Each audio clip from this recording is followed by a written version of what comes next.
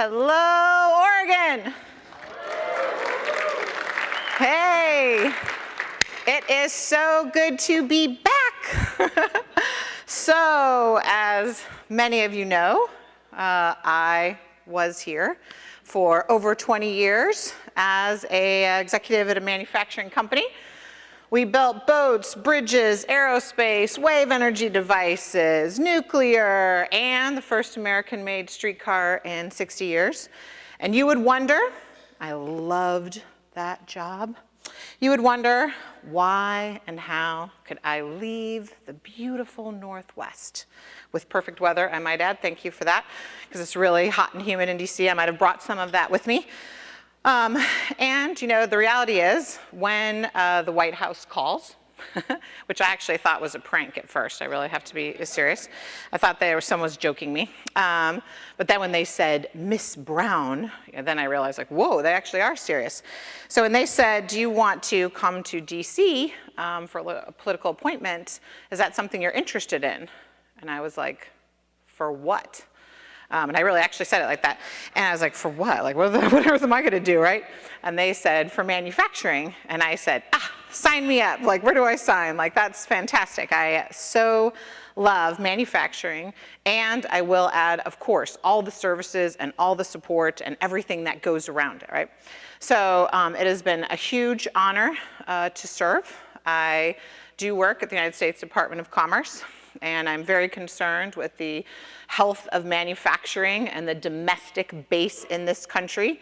As hopefully most people know, manufacturing, it's critical to the future of this country.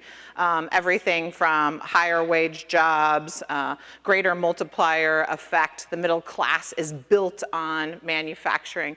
So we know it is absolutely critical. And what many people don't know is actually Oregon in particular, although Washington State as well, I don't like to forget our friends to the north, has actually one of the highest number of manufacturers per capita of any state in the United States. So people don't know that. You are a manufacturing hub. You are an innovative area.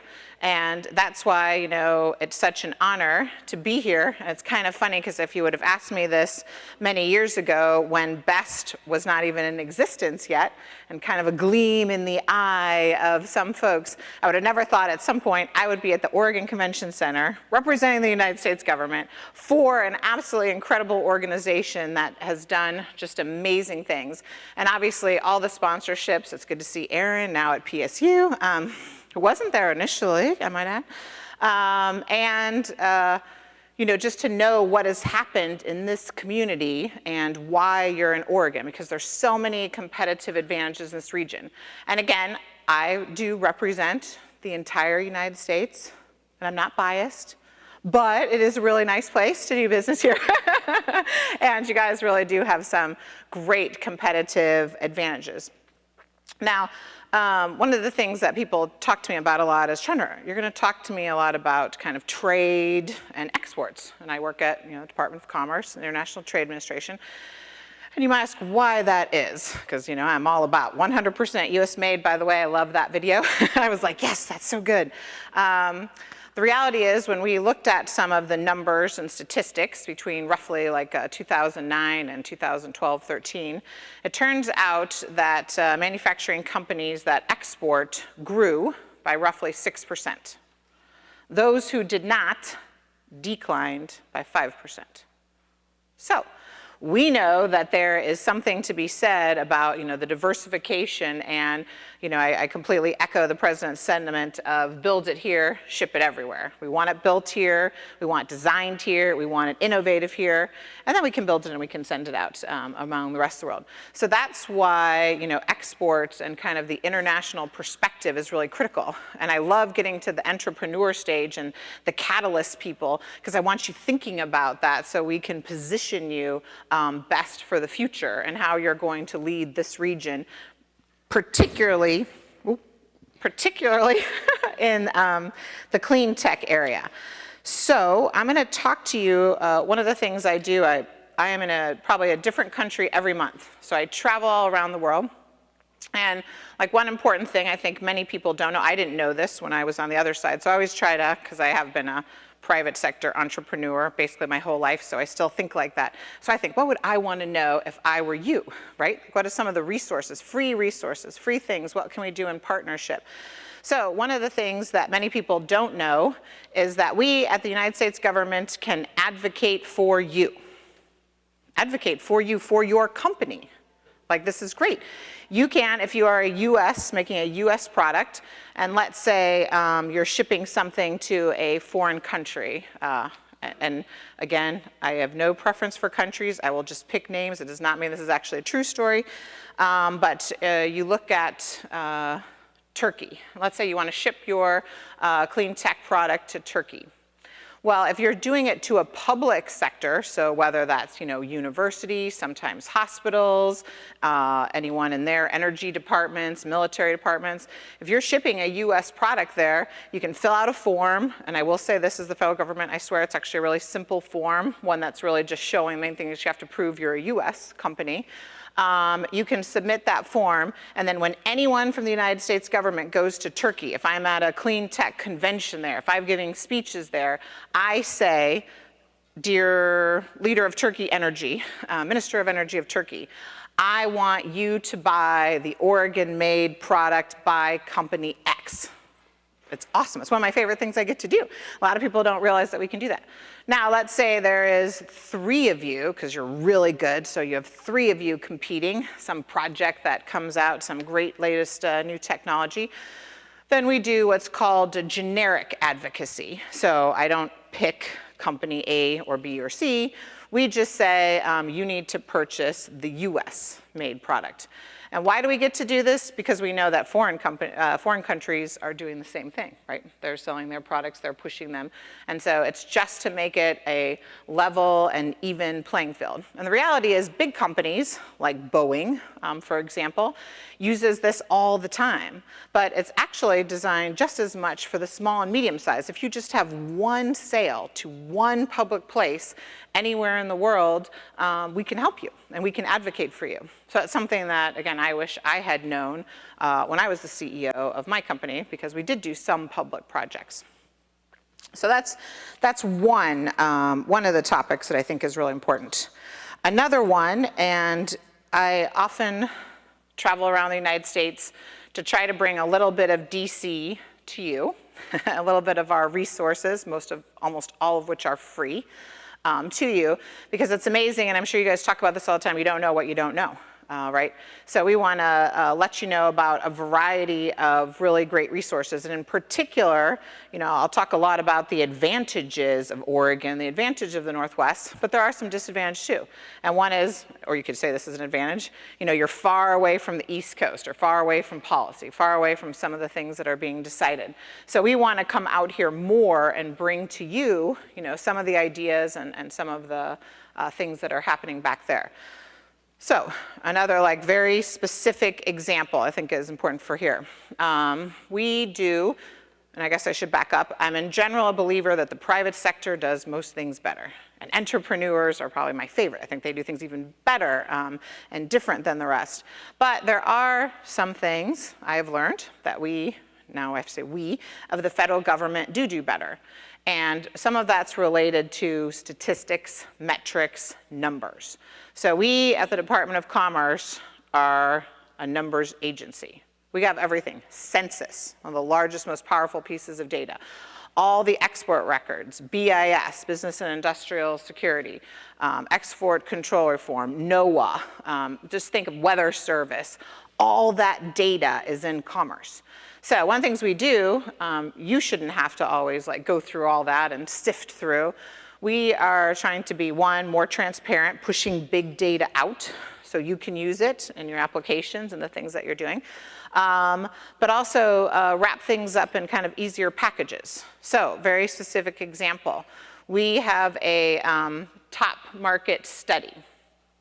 And actually there's one, it's open to the public now online, and it's for renewable energy.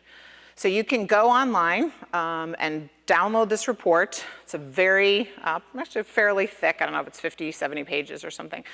report, and it will say, for example, it's broken down solar, biodiesel, wind, all these different applications. And you can go on there and it'll show you kind of the list of where we think the best next prospects are. So if, for example, you're making some type of solar adaptation and you think, I want to go to the Middle East. Why? Because there's a lot of sun there and they have money, which is literally how a lot of people think about it. Well, the reality is, obviously, not all countries in the Middle East are alike. And so we analyze all sorts of data coming in, qualitative, quantitative, bring it all together, and then come out with a list that says, here's whatever. Maybe one country in the Middle East is in the top 10 and another 5 are at the bottom. So to make your strategy the best, you can know where to go. Like, I should go there first. It's your best chance of success, right? So that's a really concrete example. Again, it's a report, it's free, it's tons of data. And same with, I think people don't realize, just like we talk about the importance of manufacturing to the Oregon region, they don't realize the importance of trade. And I know here we're focused a lot on, domestic and bringing things together. The reality is this region is super trade dependent. As the trade flows go, often does the economy go here. So, we know it's critical. So we have things like RE4I, Renewable Energy and Energy Efficiency Export Initiative. So kind of a takeoff of the RE365, because it is the government. We have to have really crazy acronyms. So we have RE4I.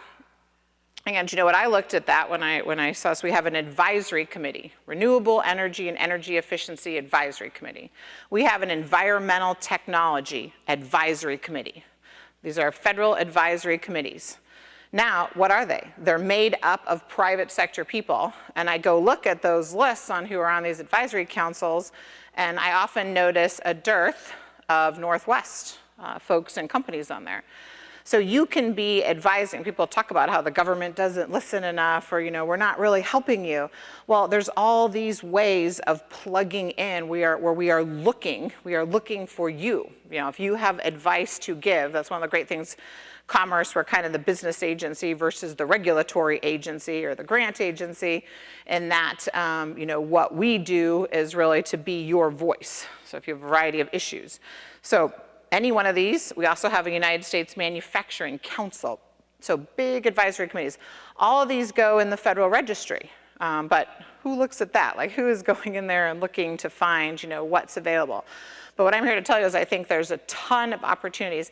And particularly, we are looking for small businesses, small and medium sized. All the big folks know about it. If there's an aerospace one, like I said, there's energy efficiency, there's advisories for renewable energy, energy tech, environmental tech. There's tons of these committees. So another one of the things I would say is it's good to look at some of the resources, and a lot of these are on www.trade.gov, www.export.gov, but I think it's a great way for people in this region to be plugged in. And a lot of these meetings, are now done electronically via phones, and so trying to make it easy so you don't always have to go back to the beautiful nation's capital of hot in the summer, Washington, D.C. I could give you, and I think probably everyone here already knows a lot of, I'm not going to bore you with too many statistics, although again, like I said, we're the data agency, so I have so many statistics about even things like geothermal energy and where is it produced and what 13 states and how has the growth level been. So if you have a product that's related to that, we have all the information that you want on geothermal, using that as an example. Wind capacity, we now know it's over 61 gigawatts, and it used to be at 25 in 2008. So one of the reasons why you guys I compliment you all, you're perfectly positioned because you are in a growth sector. I don't know what that is. You are in a known growth sector. And so the stars are bright for people here. When I travel, particularly to China, I'll be in China in a week. I'll be in Austria and then China. China, they will pay 10 times the amount of a regular priced product if it's made in the USA, if it's a USA particularly environmental. Think about it, an air purifier, a water purifier, renewable energy. They are looking for solutions, from the United States. And it's a win-win because we need to help their economies and their growing middle class, as well as be able to export and send more of our products, our technology, our knowledge to help uplift them as well. So one of the things we've done in this administration is we lead more trade missions. We've led more clean tech, specifically clean tech trade missions than any other time in the administration. There's one coming up to Peru. We've gone to Mexico, we've gone to Chile. And again, we're very well positioned here, if you guys are looking down south to South America, that there's a whole bunch of great activities going down in there. So again, very specific. We do all the numbers, we run it, and we do that work. We come out and say, Peru. We think Peru is a great target market, and there's reams of data behind that decision. And so you can come along. And again, in general, these are very low cost. Sometimes the missions are free. There's grants out there that'll help. And in fact, I should kind of give a shout out to PDC, who I know is in the house. They just won an award that actually I helped give them an award this morning. So it was just announced last week that they won a Market Development Cooperator Program grant. So this is a US Department of Commerce monetary grant. And it was very competitive. Again, way oversubscribed, and eight areas won, and the Portland region was one of them. And I think it's definitely relevant to everyone here because it's based on, the We Build Green Cities initiative that I know many people here have worked on. And it's about, green, not just green buildings, green construction, water, all of those types of things so it's a pretty broad-based initiative that they have funds now. And they are targeting 3 countries in this specific grant that they got, which I believe are Mexico, Qatar, and China. So if anyone here is doing anything in this broad-based green city initiative, they're going to start having, advisory meetings, and I believe leading trade missions and doing market intelligence, and again, basically for free. So these are some of the resources, and when we talk about competitive advantages, like why the Northwest? I mean, as you know, you've just been so successful here as you compete on a national basis. The Brookings Institute Metro Export Initiative was started here. One of only 4 cities was Portland across the United States. And a lot of people have asked me questions about things like IMCP, Investing in Manufacturing Communities Partnership, NNMI, the National Network of Manufacturing Institutes, again, which have a lot of relevance to clean tech in particular. There's 4 right now, National Network of Manufacturing Institutes. The president wants 15 and then up to potentially another 45 if we could get funded. We think it's a really critical piece of the future. And yeah, so Oregon didn't win one of those, and nor did Washington. But that doesn't mean there's another round coming up. It doesn't mean that that can't be. And again, where these grants, same with this Investing in Manufacturing Communities Partnership, another huge federal grant. What's unique about it and why it's great to be here in this particular subject matter with everyone is because clean tech is one of the competitive advantages of this area.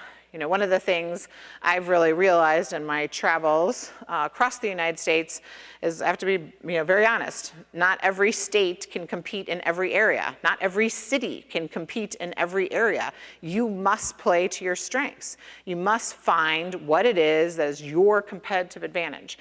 And there's been great work done on clusters and where are our areas of expertise in the pre-even Business Oregon days. When I was here a long time ago. So you have to build on that. And again, part of the building on it is why Oregon Best is here in the Oregon Convention Center, such great growth and doing these incredible challenges and handing out huge grants. I mean, that is just a case in study of what can happen with this particular industry. So I'm giving you my opinion and that you have a great competitive advantage in this area, and it's up to everyone here to take advantage of it. Because again, you are also a small region. You're competing, as many of you know, against some big powerhouses, around the United States. So pick your strengths. Clean tech is absolutely one of them, and move forward to that. And I think when we talk about, size, just to give you a few fun numbers that I liked, basically renewable energy, so just renewable energy alone, not all the other even things we're talking about, $7 trillion invested before 2030. So when we talk about, again, where's the growth at? Why are you guys well poised to move in the future with these incredibly innovative new technologies? It's numbers like that. It has to do with the number of 2 trillion per year growth in exports, again, particularly in the clean tech renewable energy sector. 9.8 million jobs, up from 1.3 million since 2012. I mean, a lot of these are, big numbers that you throw out, and you're like, what does it mean? The point is, it means jobs, manufacturing, more plants here, and guess what comes with all that? Innovation, entrepreneurship. That's all built out of these hubs and out of these clusters. So it's exactly the model that Best here is working on and doing. Let's see, I'm going to see if I have any other super interesting things. MEPs, I do want to mention that because particularly for startups and small companies, we have manufacturing extension partnerships here in the state. There's Oregon MEP. Again, many of their services are very low cost or free to help you get more efficient, more sustainable, again, better ways for you to compete, not just on an international marketplace, but on right here in Oregon, a way of competing. And so anyone that hasn't looked at MEPs as you start to expand and you think about next steps, I highly recommend you talk to those folks. If you are interested in exporting and getting kind of any of the data, the figures, the stuff that I was giving you, you have a local United States Export Assistance Center. They're in over 100 cities over the United States, including one here in downtown Portland, but they're everywhere. We have 70 centers overseas in 70 countries, foreign commercial service folks who can find you partners, distributors, help you vet them, like we talked about, do the advocacy work, tie you together. So there's a huge amount of resources available, and you don't have to go anywhere. It's just right here. Your Oregon MEPs, your Export Assistance Center right here in Portland or Seattle or wherever you are that you're at. And I think finally, what I would leave you with is go reach out there. People always ask, what's the advice you have, and I guess the biggest advice that I've learned about being in DC, although I'm actually rarely in DC because I travel all the time, but being back in DC is that, the Northwest, you need to yell about it, scream about it more. It's why what we're doing here today and the challenge and what they're doing with Best to call attention to this, emerging, it's no longer a nascent industry, to this emerging industry, you need your voices to be heard. Sometimes I think in the Northwest we don't, you don't, I guess, because now I'm on the other side, but you don't pat yourselves on the back enough. You don't congratulate yourself enough. You don't get out there enough, because I am here to tell you the work you're doing is absolutely critical. It's important. The nation's future, seriously, rests on this. I mean, that's how strongly that we believe it. And there's lots of opportunities to help you and to give, again, free advice, if you will, and free data and free information. Particularly, we know you need that if you're a startup or you're an entrepreneur or you're a small company. So that being said, I am here too to listen. So, when you have comments, when you have issues, this is a great opportunity. This is why I love to come out in the field, if you will, because what you tell me, I'll be writing down, we can take back. If there's comments, questions, like areas that you think the federal government, unfortunately, I can't speak for your state government, your local, your regional, although there are people here, I think that could do that, but I can at least speak from the current federal perspective on if there's, things that you want from us that you haven't seen. Again, maybe we have it, maybe we've already done it, maybe there's a fund in it, or maybe it's something that we should be looking at. I would say this is kind of your opportunity to, ask me questions, or if there's areas or information I can take back and get to you, use this opportunity to do that. And I just also wanted to add my congratulations. I got to briefly kind of go down the tables on my way in here, and I just think the challenge is fantastic. I think what the sponsors here have done, I think the ties with academia plus business, again, is a competitive advantage for this Northwest region. So it's just again, it's a joy, it's an honor to be here. I'm glad to support this event, and I'm happy to take any questions that anyone would have, even ones I don't know the answer to.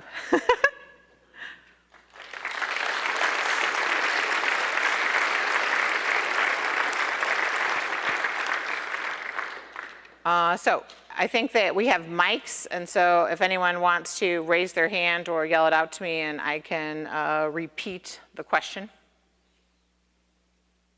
Anybody? Yeah? Oh, here. So is there a list of upcoming trade delegations, countries in calendar?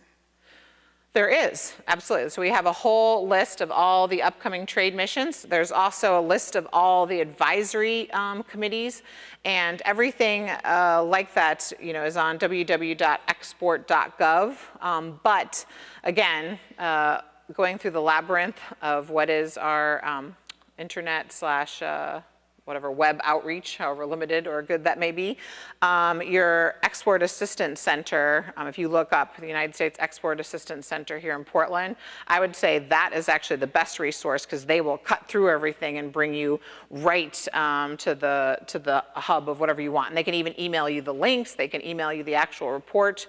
So Kelly Holloway and Scott Godden are the two people here locally, and I would say reach out to them, and they can get you any one of these resources, really, that I'm talking about.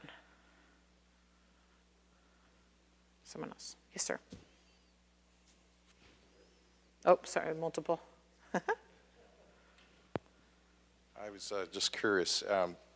We're a nation which buys and consumes a lot, and we've seen a lot of the jobs go overseas.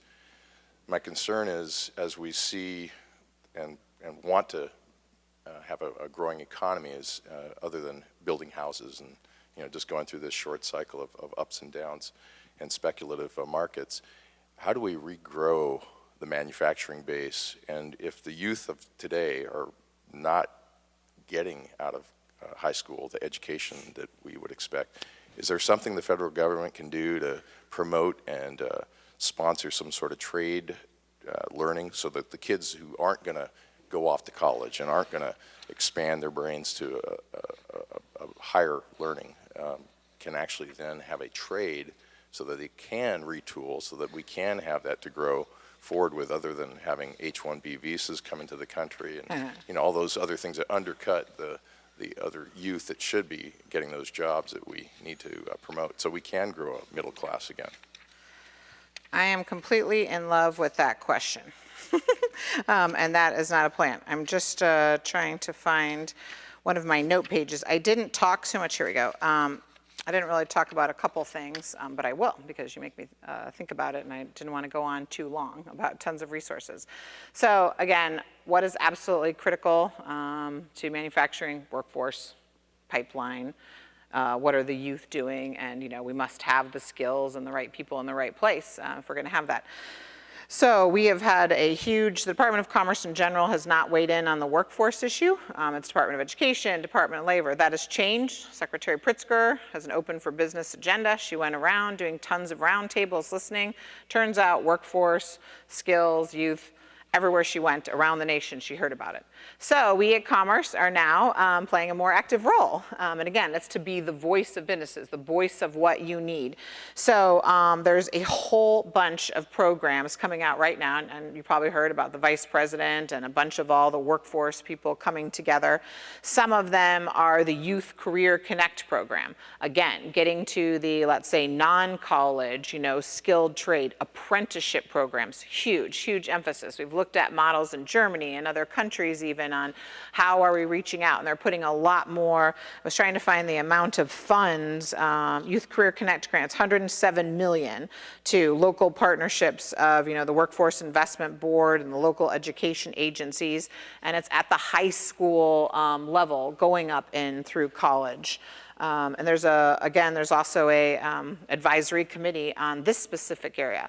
And I wanted to say one more important thing that everyone here in this room can do, and to answer your question, besides like the apprenticeships and trying to get more youth in the area, we have a perception problem. Right? So as I said, like kids aren't interested in it. They don't know about the trade. Shop is gone from our high schools. People don't know, like I loved hearing about the winners. Like we opened our shop, in the garage wherever we like to work with our hands. Those are all incredibly honorable, wonderful things that, we need to encourage. So coming up on October 3rd, Friday, October 3rd, it's National Manufacturing Day. So again, another thing that we're trying to do from like the federal government side, National Manufacturing Day, the point of that is to say, hey, all like manufacturing companies, big, small, open your doors.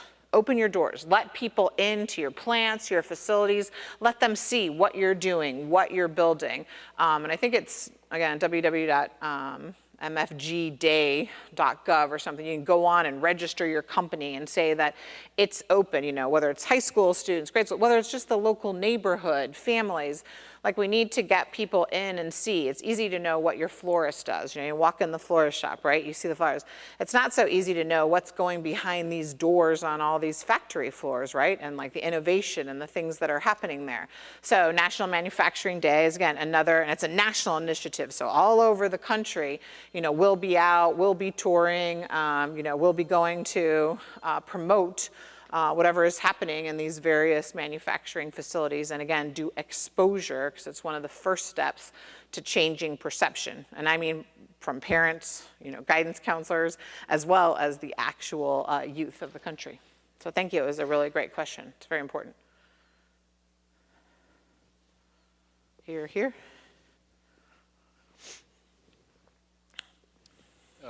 First of all, thanks for your remarks. I appreciate them. Question, are there any particular countries you see as, in the coming years, the best opportunity for exports for U.S. trading partners? Yes. Although that's such a huge question.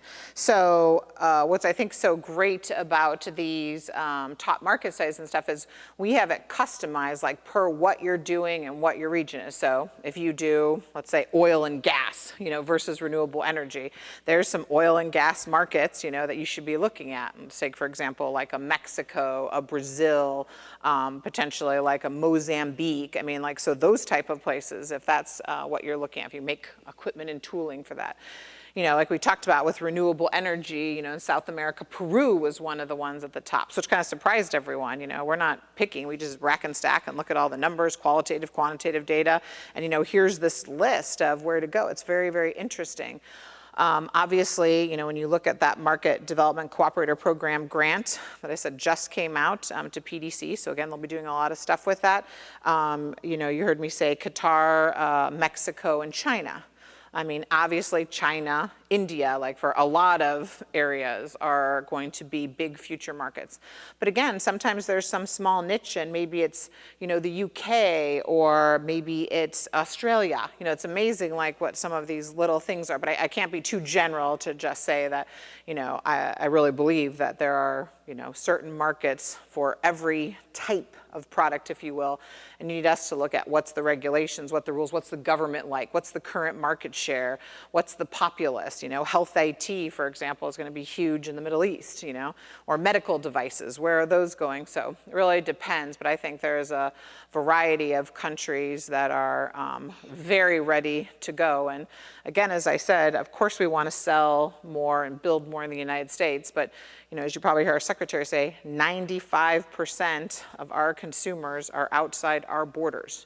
So it is great to get the US market. It's great to dominate it, great to saturate it. I'm all for it. But at some point, if you're going to continue on a sustainable growth pattern, you're probably going to have to be looking externally. And most people start with Canada and Mexico. We call them the gateway drugs to trade. And then, you can move forward on into other areas. Hope that answered your question. Yes, thank you. Absolutely. Aaron? Oh, sorry. I got people everywhere. I won't forget you. Hi, Chandra. It's great Hi. to see you. Good to see you. One question is, when are you coming back? But we can talk about that later. So I really appreciate everything you're saying about the free government services and programs. And of course, I've worked in government. Exactly. I think there are a lot of untapped resources that people simply don't know about. But recently, my experience applying for grants and working with folks who have received grants, so federal grants going to municipal government or organizations like BEST, the grant requirements become so convoluted and the reporting requirements so onerous that I have heard from many people, and I'm having this experience with another federal agency currently, not yours, Not commerce. where it almost isn't worth it. It is such a pain. It is so bureaucratic. It is so time-consuming. And I guess that's some feedback I would give, that if you want innovation and you want to have that connection with local communities where the work is really happening on the ground, you need to make it easier for us to access funds and use the funds, because I think it's problematic and sometimes can even feel counterproductive. Absolutely. I honestly, I couldn't agree more with you. And again, this is a great example. That is really great feedback that we can take back. And I can say that is not the first time I've heard that feedback. But, I think what's really important, and again, I'll give you some, very specific example of this investing in manufacturing communities partnership. So it's something that was competed for and wasn't won. Again, there's going to be more phase. Wasn't won by this region, but there will be a second round and other things. But what they really tried to build in was a huge feedback loop. And that's where they were looking for very specifically, like on this IMCP, acronym grant, what could be done better? What could have been simplified? Did you have to fill out multiple forms? Because there's all these different government agencies involved. Like, why would you have to do 6 forms? Why can't you just do 1, right? Or why can't you just get the data you want and make it a checkbox? But that's the feedback they're looking for. So I can tell you, at least commerce, but we're better at the outreach and the trying to help businesses. We need that feedback. So when you guys, whether you win or don't win, you tell them all those things. And I can tell you, they really are listening to improve that system, to improve it for round 2. Again, I can't speak for all agencies, and there certainly are some, to be named unmentioned, who are really difficult and who have really onerous. And all I can say is continue to be giving that feedback. And sometimes a really good avenue, besides letting us at Commerce know, even if it's a different agency, you can tell us about it. And same with the Small Business Administration. We are supposed to be cutting through, some of this red tape and extra burden. So, I would outreach, and again, we need specifics. So again, to be honest, like just saying like shorten the forms, like we need to know shorten them how, shorten them what, shorten them why. Like, are you filling out duplicates of something to different agencies, asking the same question? Let us know that. And I think it takes time to turn the wheel. But we can, and the only other comment I would make to that, on besides agreeing with it, is that it's just so unfortunate, like in this current climate, to use the terrible example of Solyndra, right, or any of these where, of course, companies are going to fail, of course things are going to happen. It's like we at the government are now under a standard of like perfection, that every grant you do must be perfect, must be wonderful, and that's why all of a sudden you get tons more burdensome paperwork to make sure the 1 or 2% that doesn't work, it doesn't happen. And honestly, it should happen. Everyone here, we're entrepreneurs, we're inventors, we know. That's okay. Not every single thing that we do on the federal side is going to be a good thing. But I think that whole culture in society is something, that needs to be changed, that it's okay to take risks. It's okay to give grants out that don't have, the highest return, or that sometimes fail. If the other 80% of the time it's great and you can make it easier, shorter, particularly for the inventor, entrepreneur, small business side. Thank you. Right there. He's waiting patiently. So, of course, it's wonderful if you sit down with the Minister of Energy of Turkey and tell him or her to buy from company X, but does anything flow from that? I mean, that's a top-level guy. Is he going to do anything with it? As a matter of fact, it does. Because it isn't just, I use that as an example, so the Ministry of Energy from Turkey, obviously, a totally hypothetical example. But actually the Advocacy Center tailors it, because you brought up a very great point. Sometimes it doesn't need to be like the ambassador raising it up with a minister of an agency may not be the right level. Like the minister of the agency doesn't know anything about his 500 billion procurement things and what's happening down there, so that's not the right level. It doesn't need to be ambassador to ministry. But like, for example, someone at my level, like a deputy assistant secretary or assistant secretary meeting with my other counterpart or regulatory agency, if our FAA, Federal Aviation Association people are going overseas and doing some standard stuff, they're talking to their people on the other side. So this advocacy is throughout all of government. It isn't just the Commerce Department.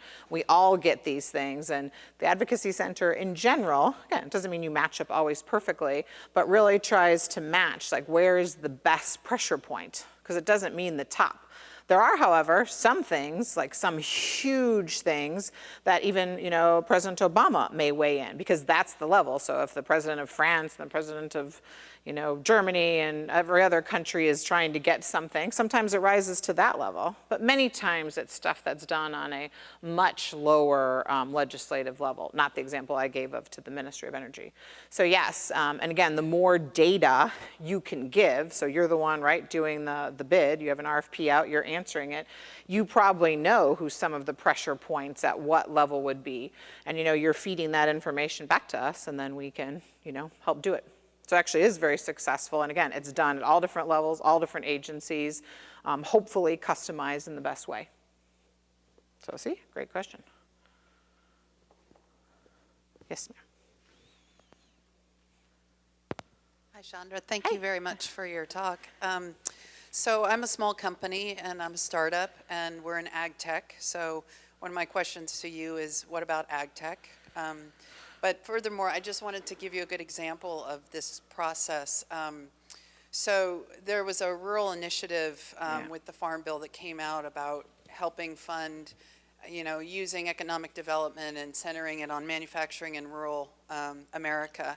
And I went ahead and tried to apply for that, being from rural Oregon. We're from Southern Oregon.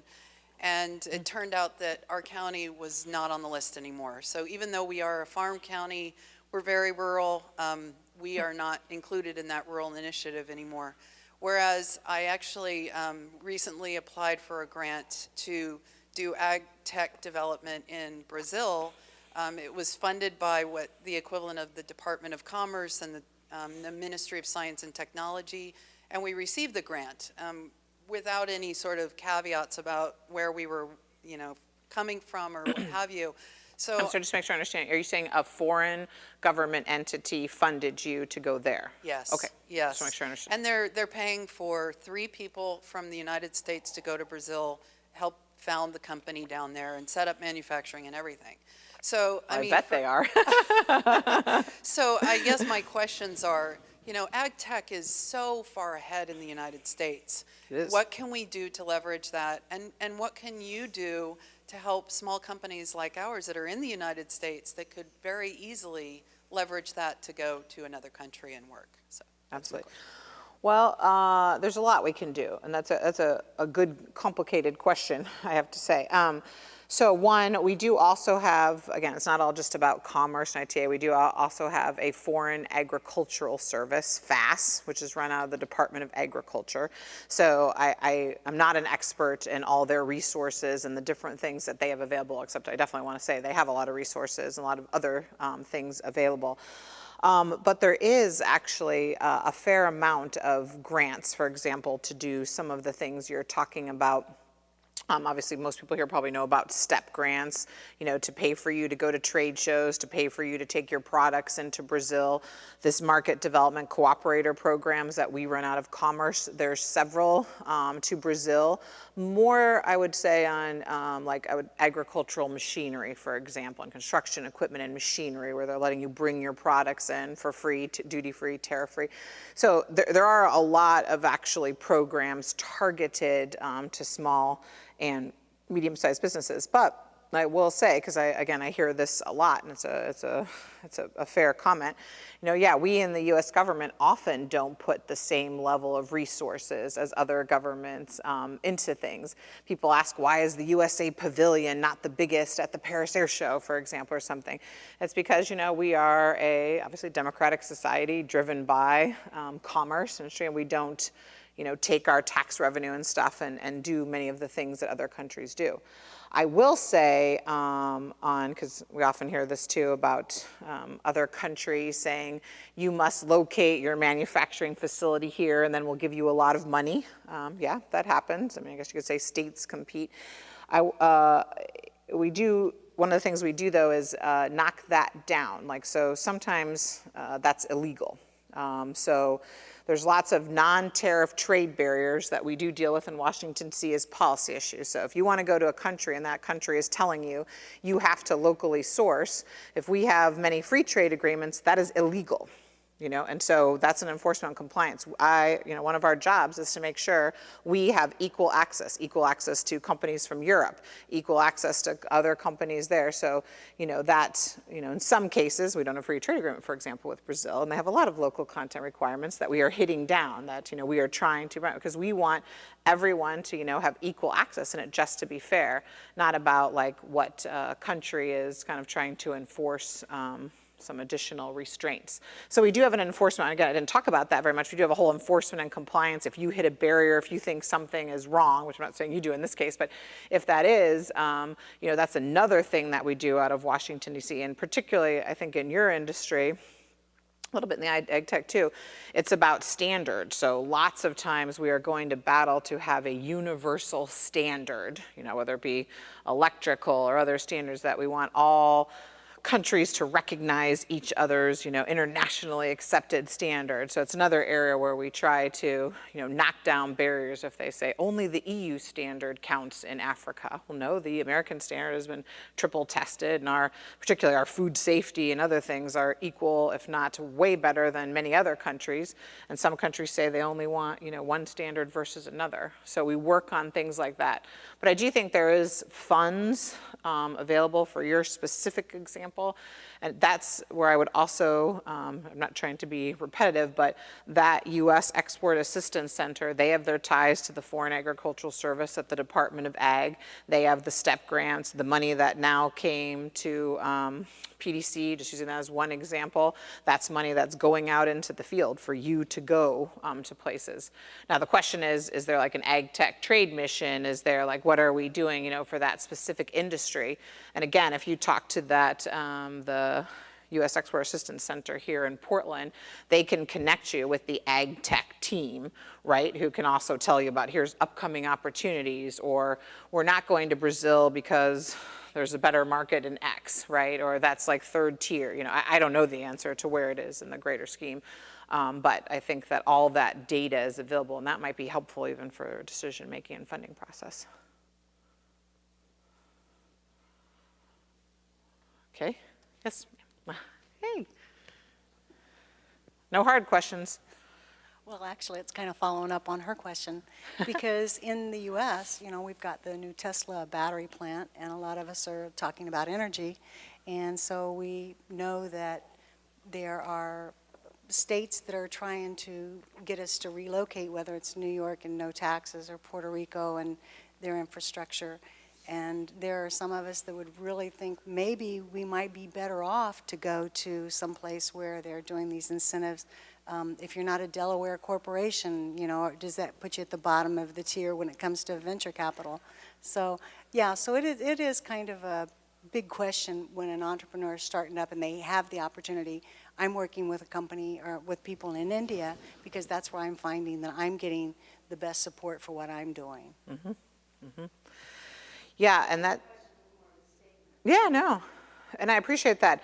And I think, I mean, I'm a businesswoman, and I would want to position my company, right, in the best way. I would say, you know, the only thing I caution about incentives and, you know, kind of different short-term gains, and there's actually, we have a tool called assessing costs everywhere. My old company, Reshored, I brought, yeah, ACE, assessing costs everywhere. My old company, Reshored, we brought jobs from Eastern Europe back to the United States. And again, you could say way cheaper labor there, many other incentives there.